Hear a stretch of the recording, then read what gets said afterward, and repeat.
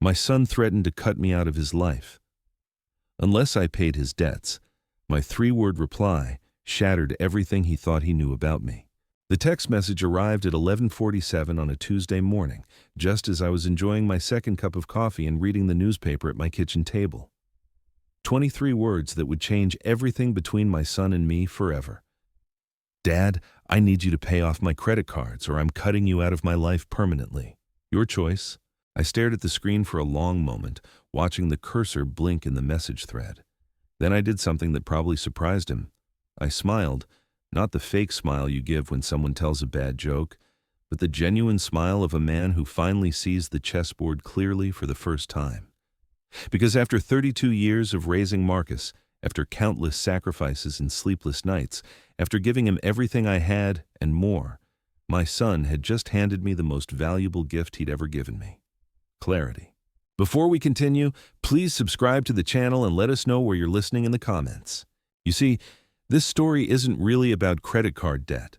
It's about the moment when unconditional love meets unlimited entitlement, and what happens when a parent finally decides they've had enough. It's about the day I discovered that sometimes the most loving thing you can do for your child is to let them face the consequences of their choices, even when it breaks your heart. But to understand why I smiled at that text message, you need to understand the 20-year journey that led to that moment. 20 years of gradually escalating demands, of moving goalposts, of a son who learned that tears and threats could unlock his father's wallet faster than any key ever made. It started innocently enough when Marcus was 12 years old. His mother Sarah and I had divorced the year before, and I was desperate to prove I could still be the father he needed. When he came to me crying about being the only kid in his class without the latest video game console, I didn't hesitate. $400 felt like a small price to pay for his happiness and my peace of mind. The pattern was established that day, though I didn't recognize it then. Problem equals tears. Tears equal guilt. Guilt equals opened wallet. Marcus learned this equation better than any math they taught him in school. By high school, the amounts had grown. His old car was embarrassing compared to what his friends drove. His clothes weren't the right brands. His phone was 2 models behind the current one. Each request came with the same emotional manipulation, the same threats about how other kids would judge him, how I was the only one who could save him from social humiliation. College brought new opportunities for financial extraction: tuition, room and board, textbooks. That was expected. But then came the spring break trips that were essential for his mental health, the study abroad program that would change his life, the unpaid internship that required me to subsidize his living expenses because it was too important for his future to pass up. I paid for all of it, every single demand, every crisis, every emergency. When Sarah would question whether we were helping or enabling, I'd defend my choices with the conviction of a man who believed love could be measured in dollar signs. "He's our son," I'd tell her. "This is what parents do." The requests never stopped after graduation. They just evolved. Now it was security deposits for apartments he couldn't afford, car payments when his credit wasn't good enough, medical bills when he chose not to buy health insurance. Each time, Marcus would present his case with the skill of a seasoned lawyer, explaining why this particular crisis wasn't his fault and why I was the only solution. The threats started around his 25th birthday. Subtle at first, just hints about how hurt he was when I questioned his spending. How maybe he wouldn't come to Christmas if I was going to make him feel guilty about needing help. How Sarah's new husband seemed to understand him better than I did. I caved every time. The thought of losing my relationship with my son was more terrifying than any amount of money. So I kept writing checks, kept transferring funds, kept enabling the very behavior that was destroying both of us. Last year, Marcus moved in with his girlfriend Jennifer in a downtown loft that cost more per month than my first house payment. When I expressed concern about the expense, he assured me it was temporary, just until he got promoted at his marketing job. The promotion never came, but the requests for rent money certainly did. The credit card situation had been building for months.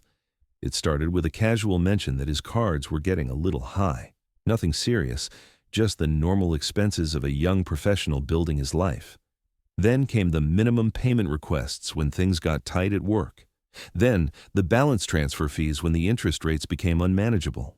By the time Marcus sent me that text message, I'd already paid over $8,000 toward credit cards I'd never seen statements for purchases I'd never approved, for a lifestyle I couldn't afford to subsidize.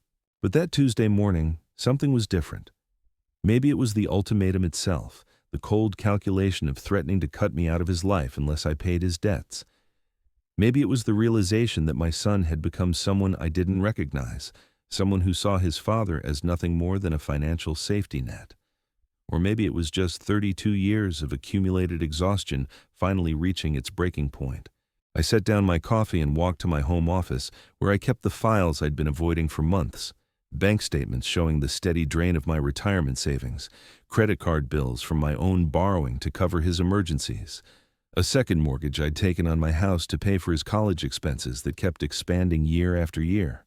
The numbers told a story I'd been too afraid to face. In the past 5 years alone, I'd given Marcus over $120,000, not loans, gifts, money that disappeared into his lifestyle with no accountability, no gratitude, and apparently no recognition that it came from my own financial security. I'd been living on pasta and canned soup to afford his rent payments. I'd canceled my own vacation plans to cover his spring break trips. I'd delayed necessary home repairs to pay for his car insurance, his gym membership, his streaming subscriptions, and a dozen other monthly expenses that he considered essential to his happiness. And now he was demanding that I pay off credit cards he'd maxed out buying things he couldn't afford, threatening to disown me if I didn't comply. The audacity was breathtaking. The manipulation was crystal clear. And for the first time in 20 years, instead of feeling guilty, I felt something else entirely: relief. Because Marcus had finally shown me exactly who he'd become, and more importantly, exactly who I'd helped create. Every time I'd rescued him from the consequences of his poor choices, I'd taught him that consequences were optional. Every time I'd prioritized his comfort over his character, I'd enabled the very entitlement that was now being weaponized against me. The son who threatened to cut me out of his life had already cut me out of everything that mattered. He called when he needed money, texted when bills were due, and visited when his refrigerator was empty. Our relationship had become purely transactional, and I'd been too desperate to maintain the connection to acknowledge the truth. I wasn't his father anymore. I was his ATM. But ATMs don't smile when they're threatened. ATMs don't feel relief when ultimatums are delivered. ATMs don't realize that sometimes the most loving response to manipulation is to simply refuse to participate. I picked up my phone and started typing my response, my fingers steady for the first time in years. 3 simple words that would change everything between us. 3 words that would either save our relationship or confirm it was already beyond saving. The cursor blinked as I prepared to send the message that would teach my son the most valuable lesson I'd ever given him. That love without boundaries isn't love at all. It's enablement. That respect can't be bought, only earned. And that sometimes the bravest thing a parent can do is let their child face the reality they've been shielding them from. My thumb hovered over the send button as I prepared to discover whether I still had a son or whether I'd simply been funding a stranger who shared my DNA. The message I sent back was simple: 3 words that carried 32 years of accumulated wisdom and exhaustion. No, good luck. I hit send and immediately turned off my phone. Not because I was afraid of his response, but because I wanted to savor this moment of clarity without the immediate chaos I knew would follow. For the first time in decades, I'd said no to my son without explanation, without justification, without the lengthy apologetic essays I usually wrote to soften any disappointment. The silence in my house felt different. Not empty, but peaceful. Like the quiet that follows a storm you've been dreading for years. I finished my coffee, folded the newspaper, and went about my Tuesday as if nothing had changed. Because in a way, nothing had. The only difference was that I'd finally acknowledged the reality that had been staring me in the face for years. I spent that afternoon doing something I hadn't done in months. I balanced my checkbook without factoring in Marcus's next crisis. I looked at my retirement accounts without calculating how much I could afford to withdraw for someone else's emergency. I planned my grocery list without considering whether I needed to leave room in the budget for my son's latest financial catastrophe. It was liberating in a way I hadn't expected, like taking off shoes that had been too tight for so long you'd forgotten what comfortable felt like. When I finally turned my phone back on 3 hours later, I found 17 missed calls and 43 text messages. The progression was predictable, almost scripted. First came confusion. "Dad, what do you mean no? I thought we were family." Then anger. "You're seriously going to let me lose everything over money?" Then desperation. "Please call me back. You don't understand how bad this is." But it was the final message that confirmed everything I'd suspected about who my son had become. "Jennifer's dad said he'd help us if you won't. At least he actually cares about his daughter's happiness. I guess I know where I stand with you now." There it was. The real Marcus, revealed in a moment of frustrated honesty. He'd already lined up another source of funding before delivering his ultimatum to me. This wasn't about desperation or fear. It was about power and control, about maintaining his lifestyle regardless of who paid the price. I sat in my living room that evening, surrounded by photos of Marcus at various stages of his childhood. Little league trophies I'd cheered for from the bleachers, school plays where I'd been the proudest parent in the audience, family vacations where his laughter had been the soundtrack to some of my happiest memories. When had that joyful child become this calculating adult? When had his hugs become performance art designed to soften me up for the next request? When had "I love you, Dad" become code for "I need money, Dad"? The answer was gradual, then sudden. It happened one enabled crisis at a time, one avoided consequence at a time, one check written out of guilt and fear at a time. I'd been so afraid of losing him that I'd lost him anyway, just in a different way than I'd feared. Sarah called that evening. She'd received her own barrage of messages from Marcus, painting me as the villain in his latest crisis. "He says you're abandoning him," she said, her voice carrying that familiar tone of maternal concern mixed with exasperation. "I'm not abandoning him," I replied, surprised by how calm I sounded. "I'm finally parenting him." The silence on her end stretched for several seconds. "What do you mean?" "I mean that for 20 years I've been enabling him instead of raising him. I've been so terrified of him being unhappy that I forgot my job was to prepare him for adulthood, not shield him from it." "But the credit cards, David. He says he could lose his apartment, his car, everything." "Those are consequences, Sarah. Natural consequences for choices he made. If I bail him out again, what exactly am I teaching him? That debt doesn't matter? That threats work? That Dad will always fix whatever he breaks?" I could hear her sighing on the other end of the line. We'd had variations of this conversation for years, but something in my voice must have been different, because she didn't immediately launch into her usual defense of our son's latest crisis. "The money I've given him over the past 5 years," I continued, "I added it up today. $120,000, Sarah. That's more than I made in my first 3 years of work combined. And what do I have to show for it? A son who threatens to disown me if I don't keep paying his bills. He's scared, David. He doesn't know how to handle this kind of pressure. He's 32 years old. If he doesn't know how to handle pressure by now, it's because we never taught him. We never let him fail, never let him struggle, never let him learn that actions have consequences."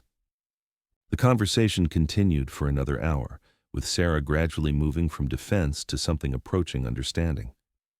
She admitted she'd been having similar thoughts about Marcus's behavior, similar concerns about the pattern of crisis and rescue that had defined our relationship with him for years. "So what happens now?" she asked finally. "Now we find out if we raised a man or if we raised a very expensive child."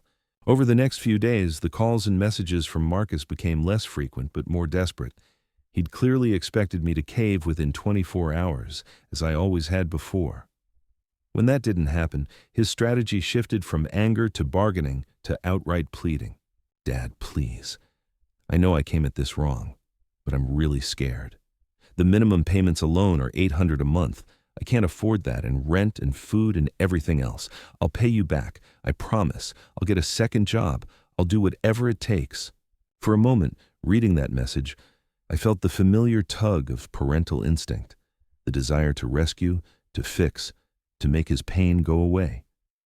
But then I remembered something my own father had told me years ago, something I'd forgotten in my desperation to be the perfect dad. "Love your children enough to let them fail," he'd said. "Because if you don't let them fail when the stakes are small, they'll fail when the stakes are enormous." The stakes were enormous now, not just financially, but emotionally, relationally, spiritually. This wasn't about $8,000 in credit card debt. This was about whether Marcus would spend his 30s learning to be a responsible adult, or his 40s still trying to manipulate his way out of consequences. Jennifer's father, apparently, had different ideas. According to the updates I received through Sarah, he'd agreed to pay off Marcus's credit cards in exchange for Marcus helping with his construction business on weekends. It was a more reasonable arrangement than anything Marcus had ever offered me, which told me everything I needed to know about how he viewed our respective relationships. But 3 weeks later, that arrangement fell apart when Marcus decided the construction work was beneath him and stopped showing up. Jennifer's father, unlike me, didn't negotiate or plead or try to understand Marcus's perspective. He simply cut off all financial support and told Jennifer she needed to decide whether she wanted to be with a man or a boy. The next call I received was from Jennifer herself, crying and confused and asking if I could help her understand what had happened to the Marcus she'd fallen in love with. "He's so angry all the time now," she said. "He blames everyone else for everything that goes wrong. He says the whole world is against him, that nobody understands how hard his life is." I listened to her describe the man my son had become, recognizing patterns I'd been enabling for years: the victim mentality, the externalized responsibility, the belief that his comfort was everyone else's obligation. Hearing it through her eyes was like looking in a mirror and finally seeing what I'd been refusing to acknowledge. "Jennifer," I said finally, "you can't love someone into being responsible. You can't care about someone more than they care about themselves, and you can't build a future with someone who refuses to grow up." She was quiet for a long time. Then she said something that broke my heart and gave me hope in equal measure. "I think I'm starting to understand why you said no." 2 days later, Marcus called me directly for the first time since his ultimatum. His voice was different, smaller somehow, stripped of the entitled anger that had characterized our recent conversations. "Dad," he said, "Jennifer left me." I waited for him to continue, resisting the urge to immediately offer comfort or solutions. "She said she can't be with someone who doesn't take responsibility for their own life. She said I act like a teenager, not a man." The silence stretched between us, heavy with years of avoided truths.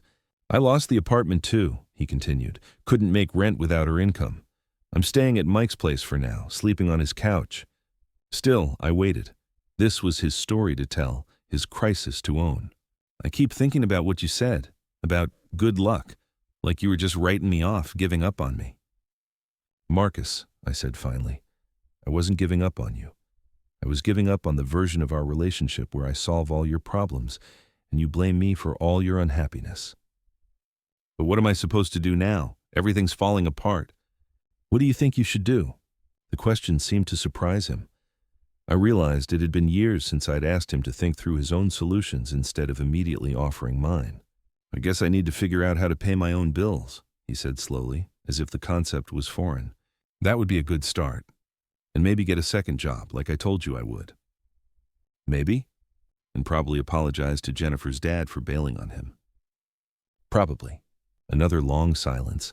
Then, quietly, "Dad, I'm sorry. For the ultimatum, for the threats, for all of it. I just felt so trapped, and I was used to you fixing things, and when I didn't, you had to figure out how to fix things yourself." "Yeah, and I don't really know how to do that." "Marcus," I said, feeling something shift in my chest, "that's the first honest thing you've said to me in years." We talked for another hour that night, and for the first time in years, it felt like an actual conversation instead of a financial transaction disguised as family bonding.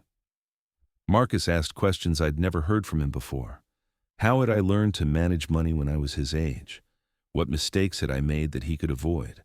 What did being a responsible adult actually look like in practical terms? I found myself sharing stories I'd never told him. About the months after his mother and I divorced, when I ate peanut butter sandwiches for dinner so I could afford his Little League fees. About working double shifts to save for his college fund while driving a car held together with duct tape and prayer. About the pride I'd felt watching him graduate, even as I was calculating how many years it would take to pay off the loans I'd taken to make it possible. "I never knew any of that," he said when I finished. "You never told me how much you sacrificed." "I didn't want you to feel guilty for being my son.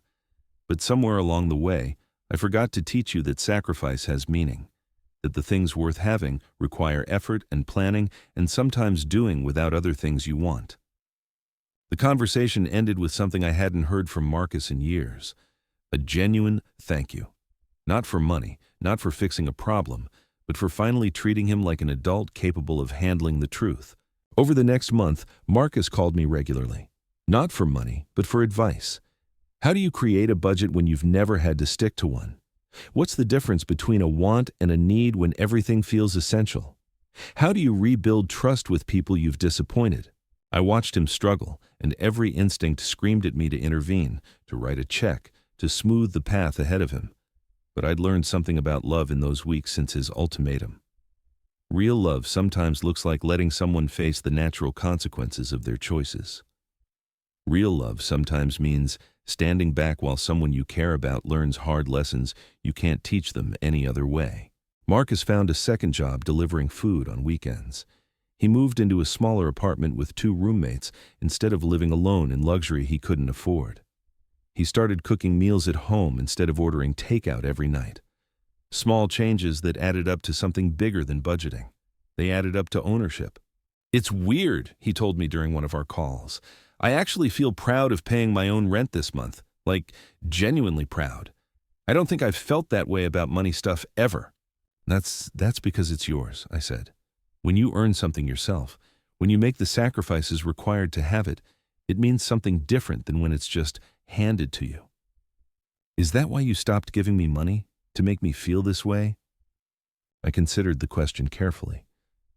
"I stopped giving you money because continuing to give it was hurting both of us. But I'm glad you're discovering what it feels like to stand on your own feet." Sarah noticed the change in Marcus too. "He sounds different when he calls me now," she said during one of our conversations. "More mature somehow, more like the son I remember from before everything got so complicated." "He's learning who he is when he's not performing for money," I replied. "Turns out he's a pretty decent guy when he's not desperate." The real test came 3 months later when Marcus called with genuine panic in his voice. His car had broken down, and the repair estimate was $2,800. His savings account had exactly $412 in it. In the old days, this would have been a 5-minute conversation ending with money transferred to his account. "Brian, Dad, I know what we talked about, and I know you're not going to just pay for this, but I don't know what to do. I need the car to get to work, both jobs, and I can't afford to fix it." I could hear the difference in his voice. This wasn't the entitled demand of someone expecting rescue. This was a man facing a problem and genuinely asking for guidance. "What are your options?" I asked. "I could take the bus to my main job, but the delivery job requires a car. I could try to get a loan, but my credit is pretty shot from the credit card mess. I could ask you for help, but I know that's not really an option anymore." "Why isn't it an option?" The question caught him off guard. Because you're not my personal bank anymore?" "That's right, but I'm still your father.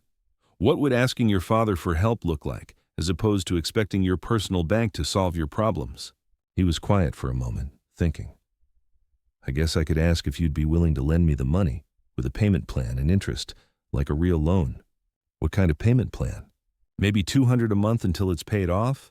And I could pay you the same interest rate the bank would charge?" "That would take over a year to pay off." "Yeah, I know, but I could commit to that. And if I missed a payment, you could repo the car or whatever banks do." I smiled, remembering the feeling I'd had when I first received his ultimatum. That same clarity, but warmer this time. This was what growth looked like. This was what it meant to maintain a relationship while establishing boundaries. "Marcus, I'll lend you the money under those terms, with one addition." "What's that?" "If you miss 2 payments, the remaining balance becomes due immediately, and our lending relationship ends permanently." "Deal," he said without hesitation. "And Dad, thank you for making me ask properly." 6 months later, Marcus was ahead of schedule on his loan payments. He'd been promoted to a management position at his primary job and had started taking night classes to finish the degree he'd abandoned years earlier. More importantly, our relationship had transformed into something I'd never experienced with him before: mutual respect. He called me regularly, not when he needed something, but just to talk. About work, about his classes, about the woman he'd started dating who had no idea about his financial past, about his plans to save for a house down payment and his goal of being completely debt-free by his 35th birthday. "Jennifer reached out to me last week," he told me during one of these calls.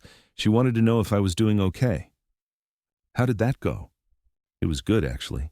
I apologized for how I acted when we were together, told her she was right about me needing to grow up. She seemed surprised but happy for me.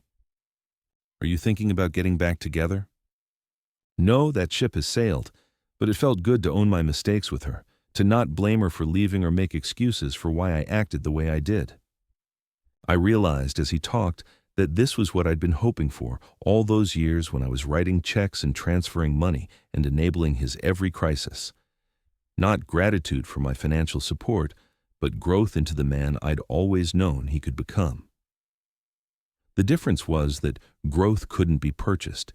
It had to be earned through struggle, through failure, through the hard work of taking responsibility for your own life.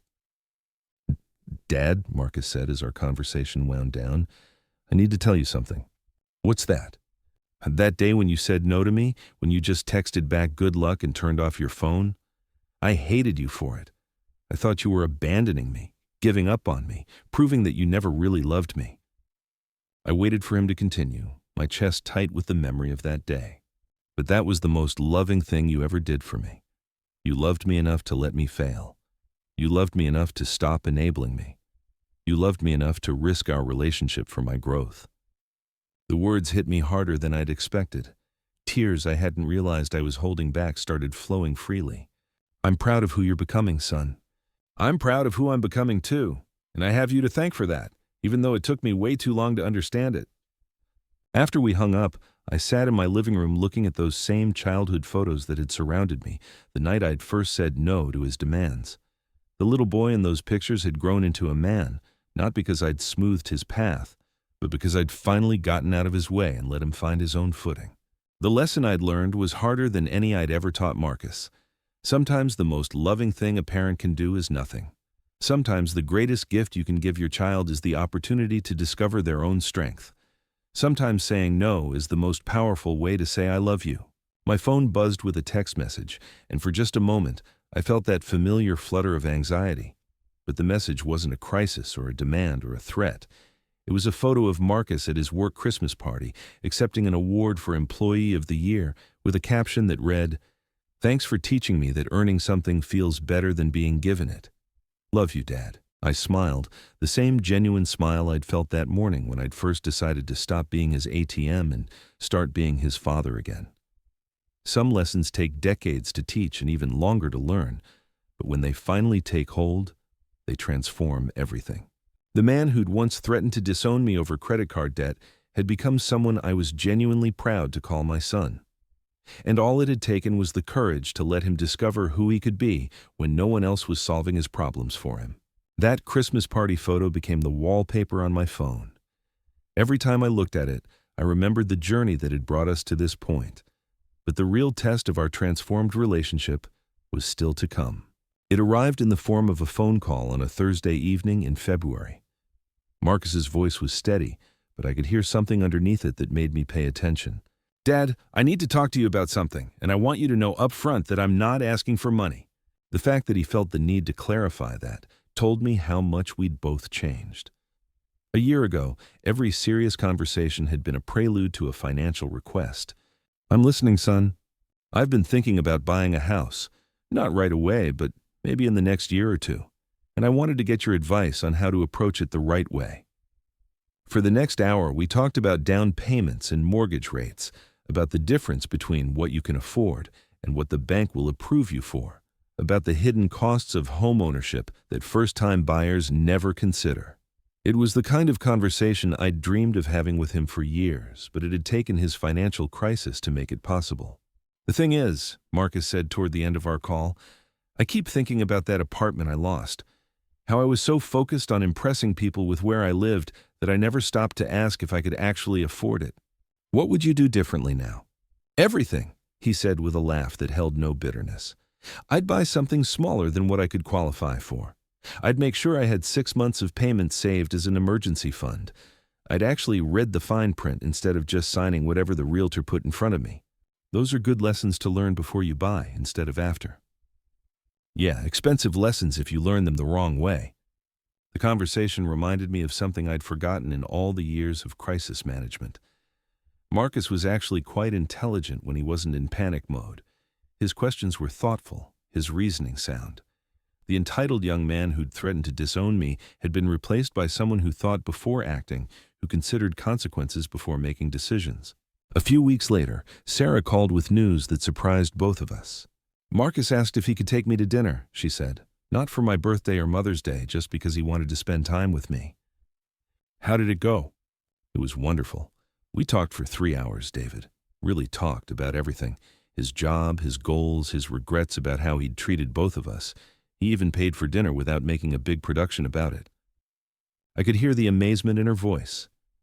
For years, Marcus's interactions with both of us had been performative, calculated to achieve specific outcomes.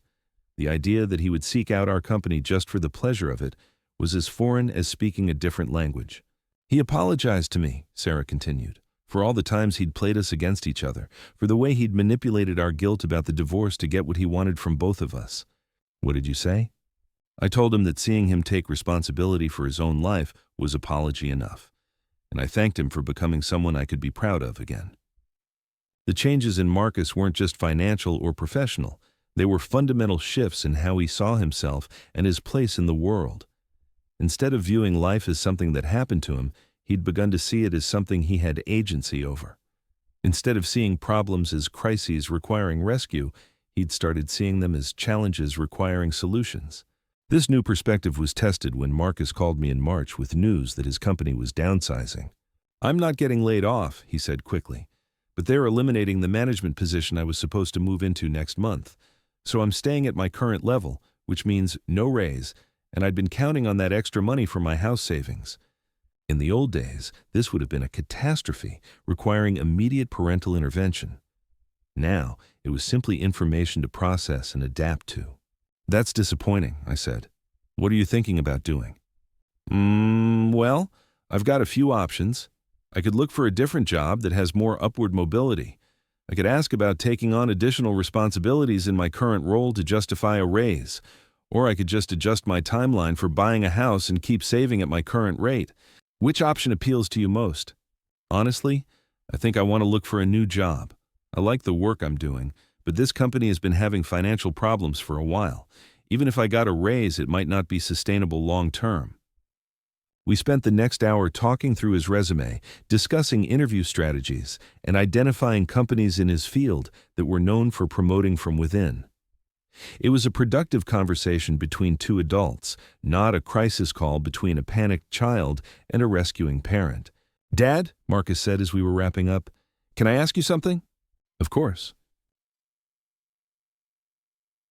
"When I was growing up, did you always have backup plans for stuff like this? Like, did you think through what you'd do if you lost your job or if something unexpected happened?" The question caught me off guard because it revealed how much Marcus had been paying attention to conversations he'd previously ignored. "Not when I was your age," I admitted. "I learned to think that way through experience, usually expensive experience.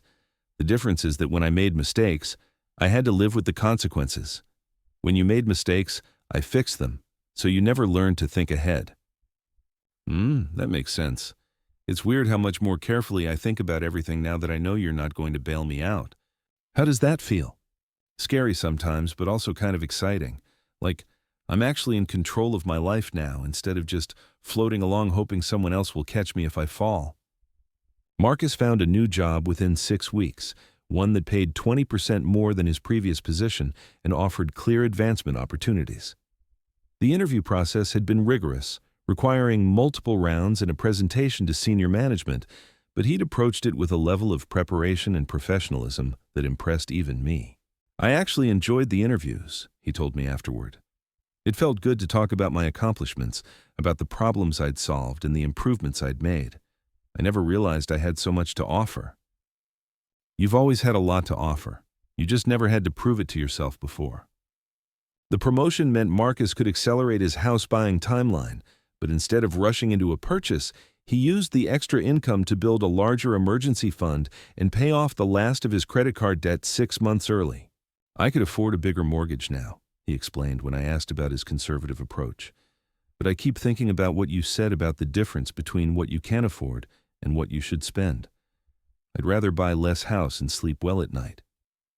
This was perhaps the most significant change I'd witnessed in Marcus. The young man who'd once defined success by how much he could spend now measured it by how secure he felt. The shift from external validation to internal stability represented a fundamental maturation that no amount of money could have purchased. As summer approached, Marcus began seriously house hunting. He'd saved enough for a 20% down payment on a modest starter home, had pre-qualified for a mortgage that represented less than 25% of his gross income, and had researched neighborhoods with the same thoroughness he'd once reserved for restaurants and entertainment venues. "I want you to see the house I'm thinking about making an offer on," he said during one of our weekly calls. The house was a small 2-bedroom ranch in an established neighborhood, nothing flashy or impressive, but well-maintained and priced fairly. As we walked through it together, I watched Marcus evaluate it with the eye of someone who understood that a home was a long-term investment, not just a place to live. "It needs some cosmetic updates," he said, running his hand along a wall that could use fresh paint. "But the bones are solid. New roof, updated electrical, good furnace. I figure I can do most of the cosmetic stuff myself over time." "When did you learn about furnaces and electrical systems?" He grinned.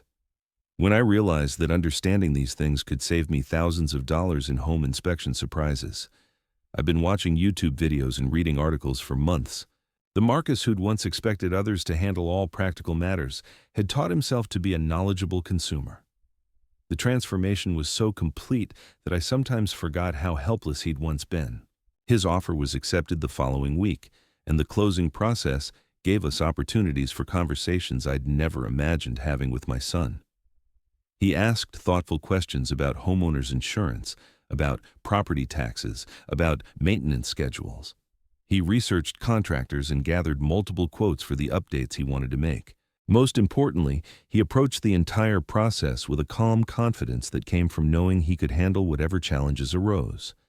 When the home inspection revealed some minor plumbing issues that needed attention, he negotiated with the seller for a credit rather than panicking about unexpected expenses. "A year ago, something like this would have sent me into a complete meltdown," he admitted as we reviewed the inspection report together. "I would have called you crying about how everything was falling apart, and I needed help fixing it." "What's different now?" "I guess I trust myself to figure things out. Like, this plumbing thing is a problem, but it's a solvable problem. I can get quotes, compare options, make a decision. It's not the end of the world." The closing went smoothly, and Marcus got the keys to his first house on a sunny Friday afternoon in July. Sarah and I were both there to celebrate with him, and as we stood in his empty living room, I felt a pride that was entirely different from anything I'd experienced during his childhood achievements. This wasn't pride in something I'd made possible through my support and sacrifice. This was pride in something he'd accomplished entirely through his own efforts, his own planning, his own growth into the man he'd chosen to become. "Thank you both," Marcus said, looking around his new home, "for everything you taught me, especially the hard lessons." "What do you think the hardest lesson was?" Sarah asked. Marcus considered the question seriously. "That nobody owes me anything. That respect has to be earned, not demanded. That love doesn't mean protecting someone from the consequences of their choices." He turned to look at me directly.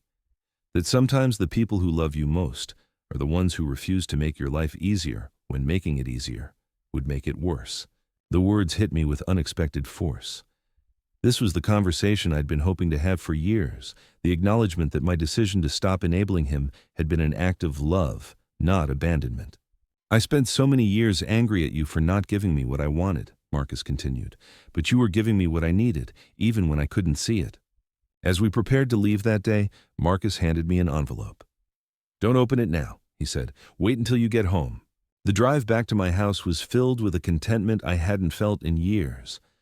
My son had become a man I genuinely respected and enjoyed spending time with. Our relationship was built on mutual regard rather than financial dependency. The future looked bright for both of us. At home, I opened Marcus's envelope to find a handwritten letter and a check.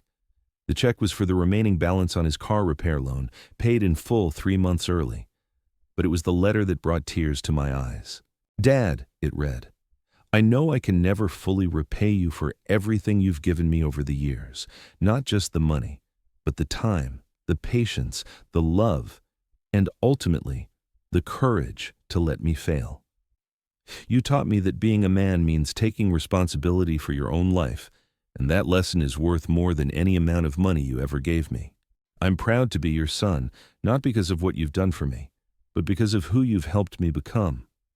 Thank you for loving me enough to say no when saying yes would have been easier. Thank you for believing I could become someone worth respecting, even when I didn't believe it myself. I hope someday to be half the father to my children that you've been to me.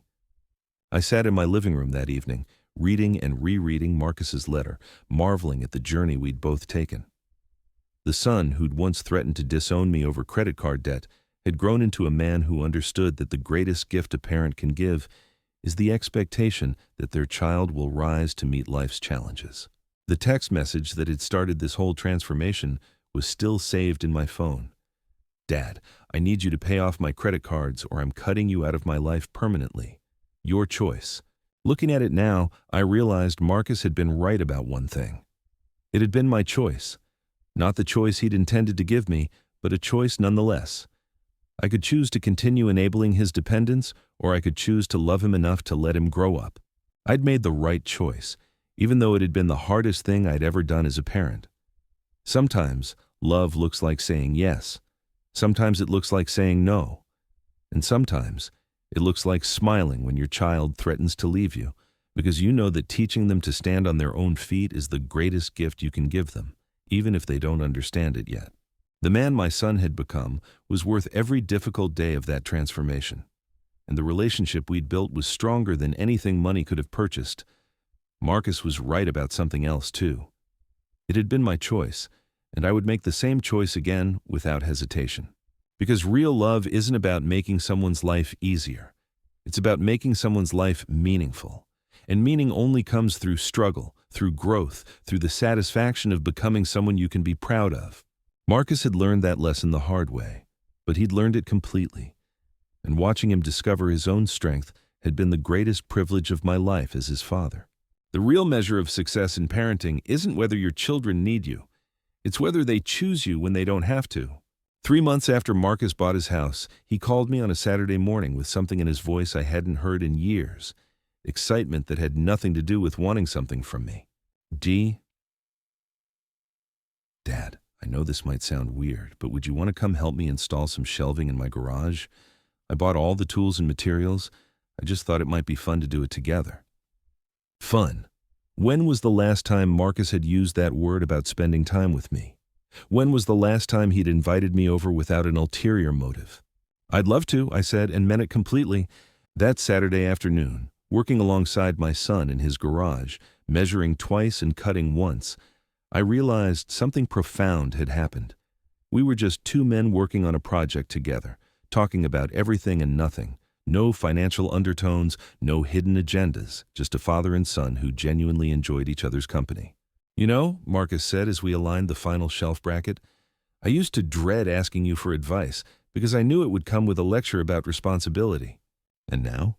Now I ask because I actually want to know what you think, because I respect your judgment, not because I need you to fix something for me. The distinction was everything, respect freely given versus compliance purchased with financial leverage. As we cleaned up our tools, Marcus mentioned that he'd been dating someone seriously for the past few months. Her name's Rachel. She's a teacher, incredibly smart, and she has no idea about any of the financial stuff from my past. Are you planning to tell her? Eventually, yeah, but it's nice being with someone who likes me for who I am now, not despite who I used to be. I understood that feeling completely. For too many years, I'd felt like Marcus only tolerated me because of what I could provide. Now our relationship was built on something much more solid. I'd like to meet her sometime when you're ready.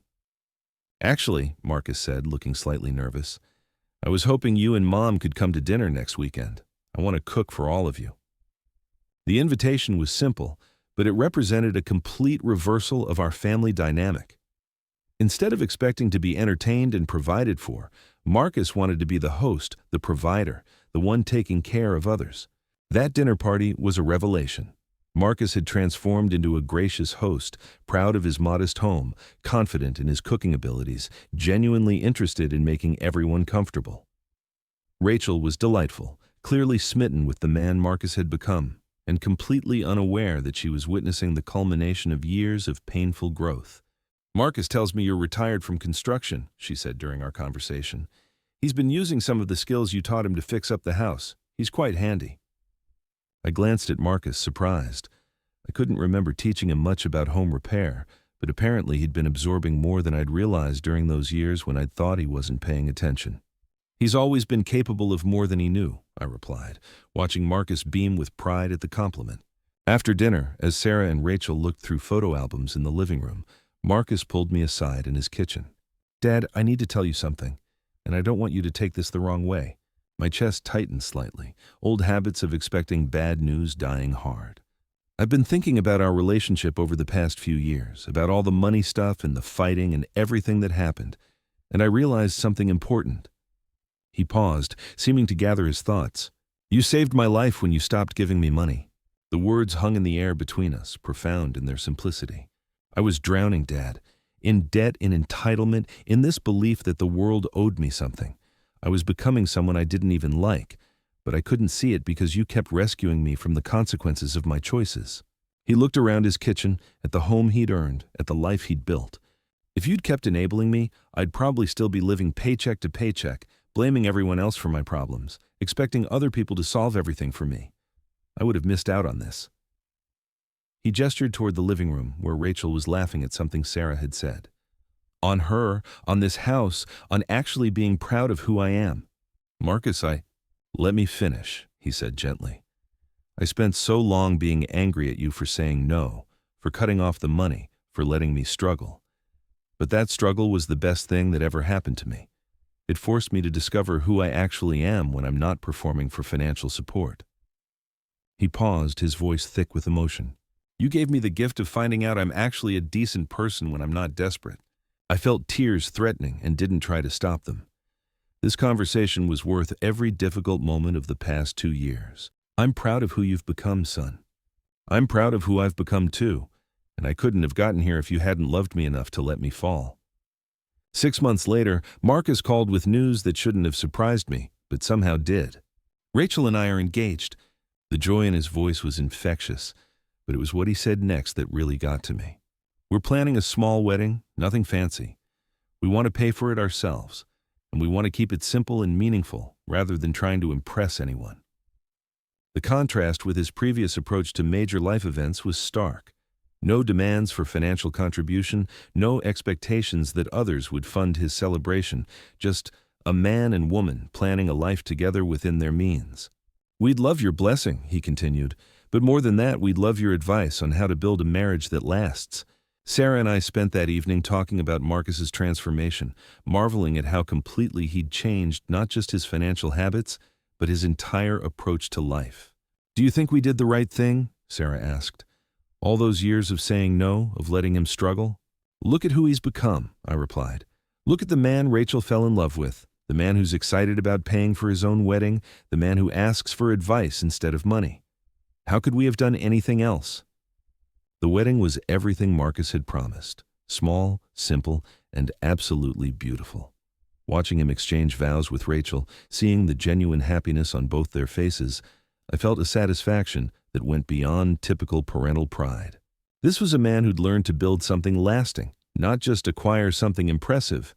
This was a son who'd discovered the difference between what you can afford and what you should spend, between what you want and what you need, between being provided for and providing for others. During the reception, Marcus asked me to dance with Rachel while he danced with Sarah. As we swayed to the music, Rachel said something that crystallized everything I'd been feeling. "Thank you for raising such a wonderful man." Marcus told me about the difficult years you went through together, about how you had to make some hard choices to help him grow up. "It couldn't have been easy, but I'm grateful every day that you loved him enough to do what was right instead of what was comfortable." "He did the hard work," I replied. "I just got out of his way and let him do it." "Still, it takes a special kind of parent to step back when stepping in would be easier. Marcus is lucky to have you." As the evening wound down, Marcus pulled me aside one more time. "Dad, I have something for you." He handed me a small wrapped box, and inside, I found a watch. Not expensive or flashy, but engraved with words that meant everything. To the father who taught me that love sometimes means saying no. Thank you for helping me become a man worth respecting. I looked at my son, this man who'd grown from an entitled child into someone I genuinely admired, and realized that the journey we'd taken together had taught me as much as it had taught him. I'd learned that real love isn't about making someone's path easier. It's about believing in their ability to handle whatever difficulties that path might hold. I'd learned that the most powerful thing you can give someone is the expectation that they'll rise to meet life's challenges rather than the promise that you'll meet those challenges for them. Most importantly, I'd learned that sometimes the most loving word a parent can say is no, even when saying yes would be so much simpler. The text message that had started this whole transformation was still saved in my phone, but now it read like ancient history. The son who'd once threatened to disown me over money had become a man who thanked me for refusing to give it to him. Standing there at his wedding reception, watching him and Rachel plan their future together, I realized that I'd received the greatest gift any parent can hope for. Not gratitude for what I'd provided, but respect for who I'd helped him become. The smile I'd felt that Tuesday morning when I'd first read his ultimatum had grown into something much deeper. Pride in a job well done, satisfaction in a difficult decision that had proven wise, and the knowledge that sometimes the hardest thing you can do as a parent is exactly what your child needs most. Marcus had threatened to cut me out of his life if I didn't pay his debts. Instead, by refusing to pay them, I'd helped him cut out the parts of himself that were keeping him from becoming the man he was meant to be. And in the end, that had made all the difference. If you like this story, please like this video, subscribe to the channel, and share your thoughts in the comments. What would you have done in this situation? Have you ever had to make a difficult choice between helping and enabling someone you love? Your stories matter, and I'd love to hear them.